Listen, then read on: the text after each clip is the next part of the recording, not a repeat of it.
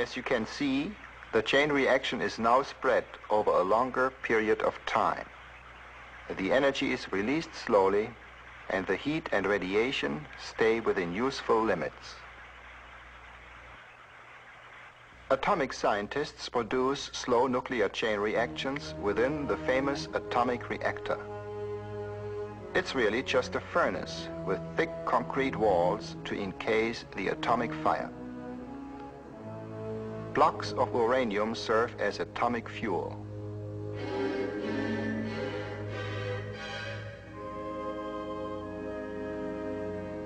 To slow down the chain reaction, control rods that absorb neutrons are inserted in the blocks.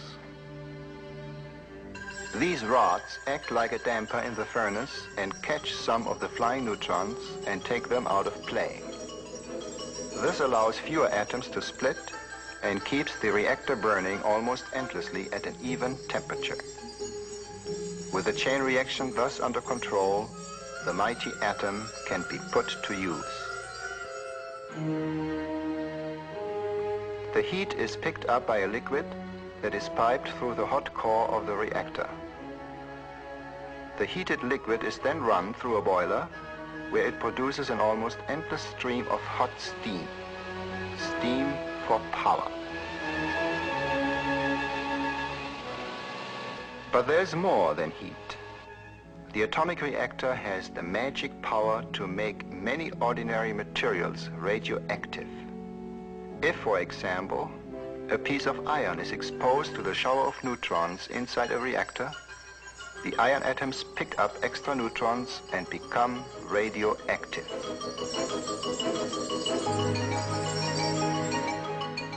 In this way, the reactor creates for us artificial radioactivity in many elements. Like natural radium, they are valuable tools in science and medicine. The atomic reactor, then, gives us a chance to make the atomic genie our friend.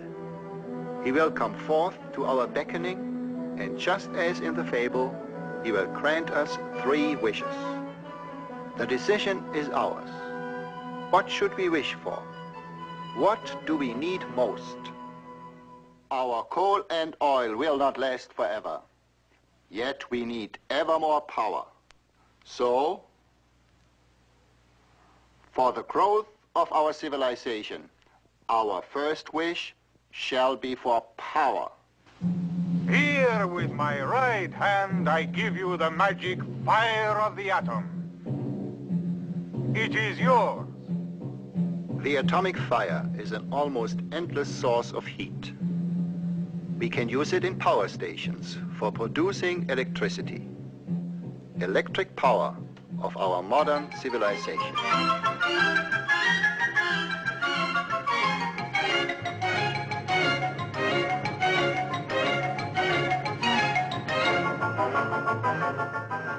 And then, the atom will run our ships.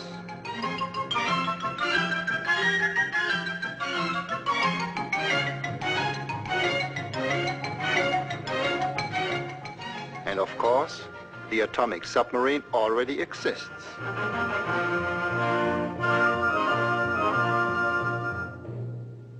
The atomic fire can heat air as well as water. Then the atom becomes the driving force of a jet engine. It can drive an airplane.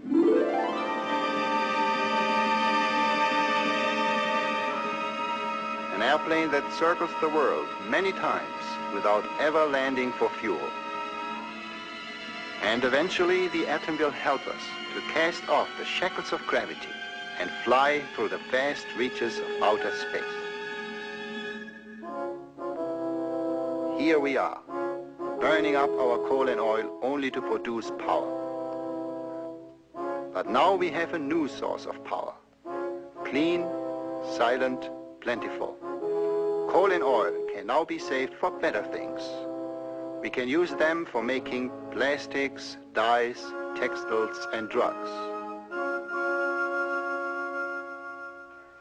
Mankind has ever suffered from hunger and disease. So our second wish shall be for food and health. With this hand, I give you a source of beneficial rays. They are magic tools for research that will help you to create food and to cure diseases. Magic tools, indeed they are, these radioactive rays. For example, an ordinary needle can be made radioactive.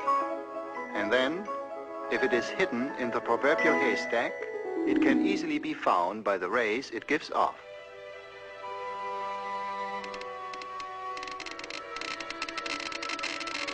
Like this needle, all radioactive materials can be traced by their telltale rays.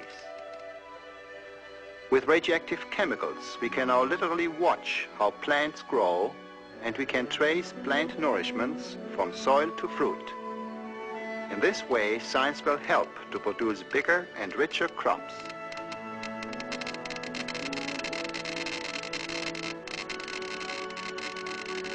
The growth of animals can be studied in the same way, and the best food can be found for better and healthier livestock.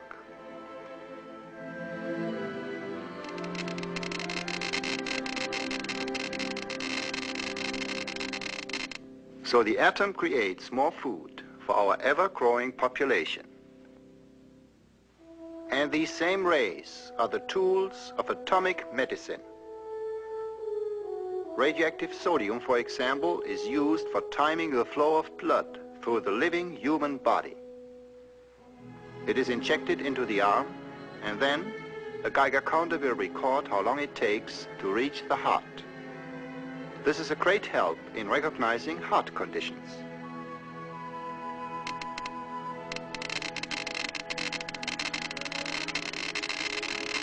In diseases of the thyroid gland, radioactive iodine performs an amazing job. If mixed in an atomic cocktail, it will gather in the thyroid because iodine is attracted to this gland.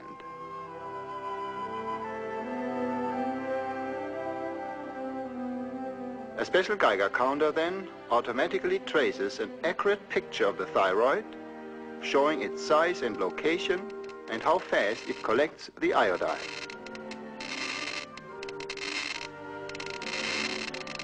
Radioactive elements can also heal. Phosphorus, for example, lodges in the bones, where its mild radiation can cure certain blood diseases. The patient carries his treatment with him, even while he works and sleeps. And then, radioactive cobalt is used in the famous cobalt bomb. But this bomb is a friendly one that is used in hospitals for fighting that dread disease, cancer. And there is left to us the third and last wish. It is an important choice. Many legends tell of how wishers made an unwise choice, and how their last wish destroyed the benefits of the first two. The atomic genie weighs in his hands the powers of both creation and destruction. As yet, the world has reason to fear those destructive powers. So our last wish should simply be for the atomic genie to remain forever our friend. We have inherited a wealth of knowledge from the great thinkers of the past.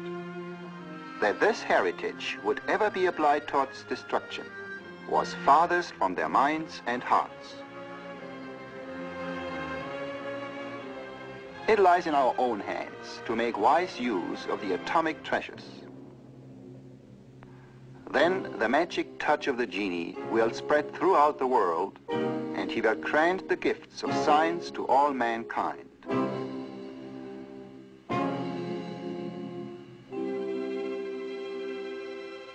The great scientists before us gave us knowledge of the atom, and our last wish will come true if we use the power of this knowledge in their spirit.